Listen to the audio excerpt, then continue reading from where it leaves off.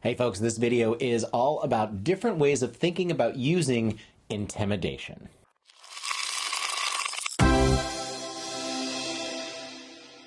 I love doing these "you're using something wrong" videos. Of course, the title is kind of cheeky. There's no wrong way to do things, especially if your GM understands that that's the way that you like to play, and if it's something that's slightly different than in the rule book, as long as everybody agrees. So don't, yell at me for saying I told you you're doing something wrong. It's for engagement. All right, let's jump into some ways of thinking about intimidation.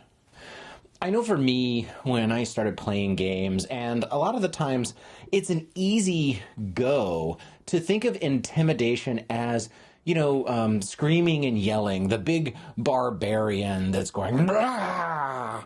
as a way to intimidate the people around them to get what you want, or in the middle of a fight or something like that. But I think that there are some really fun and creative and nuanced ways to think of intimidating your opponents or NPCs or whatever it is in some of your games. First of all, I will say that in real life, somebody screaming and yelling at you certainly will upset you, and it can be very intimidating, sure. But there's something that's really scary about somebody who is very calm and quiet about the way that they're talking about what it is that they're going to do to you. And so think of intimidation that way. Not necessarily screaming and yelling, but being very direct and calm about the violence you're ready to impart.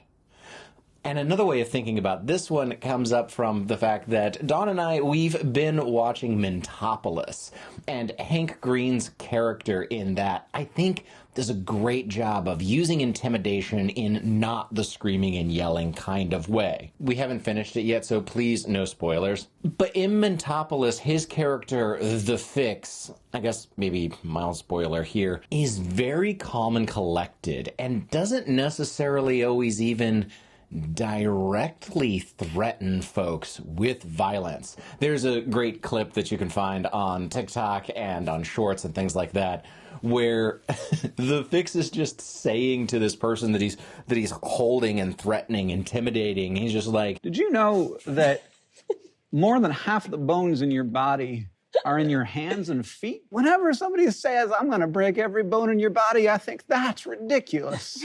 It'd be way too much work, but I could break half the bones in your body." It's this incredible moment, and that's terrifying. He's not screaming, he's not yelling, he's not even directly threatening. He's saying, "I could do this," and it's just this beautiful moment. So I like to think of intimidation as that quiet scary, as opposed to the loud scary. Another form of intimidation that I think is a lot of fun, especially if you enjoy playing bards, is by insulting folks.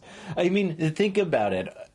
It's intimidation when someone is really tearing you down, or emasculating someone else, or really talking down, giving them a dressing down, talking about all of the ridiculous, stupid mistakes that they've made, or even just making fun of another person, right?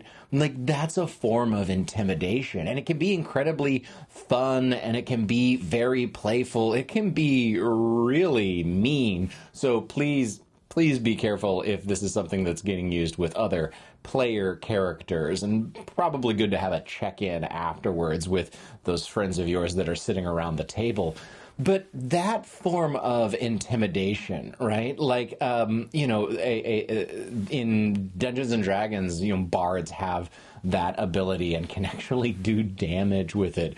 And I think that that's a really fun one of those things to think of. So that idea of really tearing someone down and making fun of them as a way of approaching intimidation, I think we see it happen in real life, unfortunately, in real life all the time.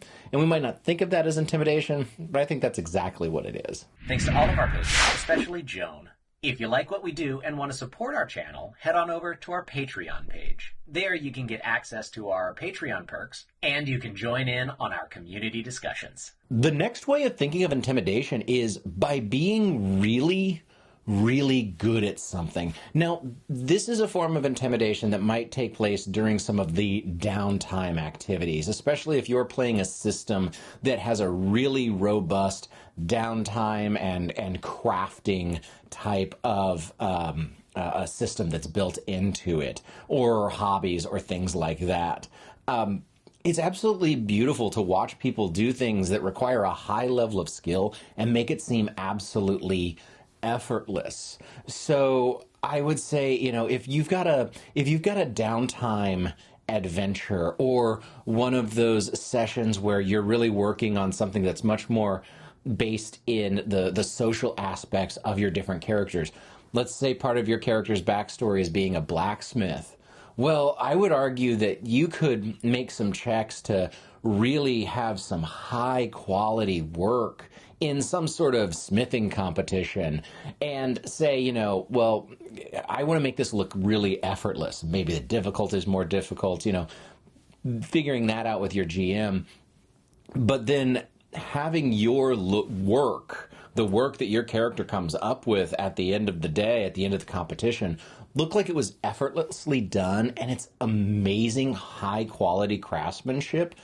I could see as a GM letting that give maybe disadvantage or raising the difficulty on the other person because they're intimidated by how good of a job you've done. Another type of intimidation that I think is really fun and is really centered around combat is sort of just taking it. Right? Like, imagine a fight where one of the fighters just allows the other person to hit them. So mechanically, this might look like something where you say like, oh, I allow them to hit. I do not defend myself. They automatically hit with their attacks. But you're not responding. You get hit across the face and you barely move whatsoever. Or as you're in the middle of the fight and getting, hit across the arms and chest and legs with a bow staff, your monk character doesn't show any kind of reaction or pain. I mean, that could be pretty intimidating right there.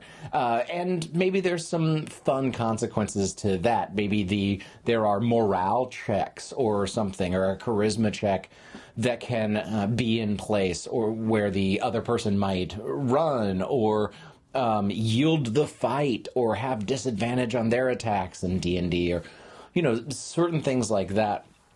The role play of not showing that your wounds hurt you at all can be a pretty intimidating thing. And lastly, with intimidation, I think that there's a lot of chance for wordplay, and it doesn't have to be anything about screaming and yelling.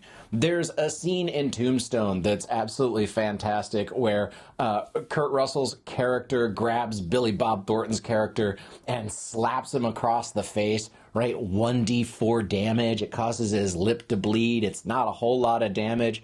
But then, Wyatt Earp looks right at the guy and he says, "You gonna do something or just stand there and bleed?" And the guy just leaves.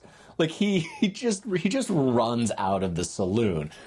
It's an intimidating moment where that character, this gunslinger character, is showing no fear whatsoever, isn't doling out tons of damage, isn't screaming and yelling, isn't peacocking about what it is that's happening. It's just a straight, direct delivery.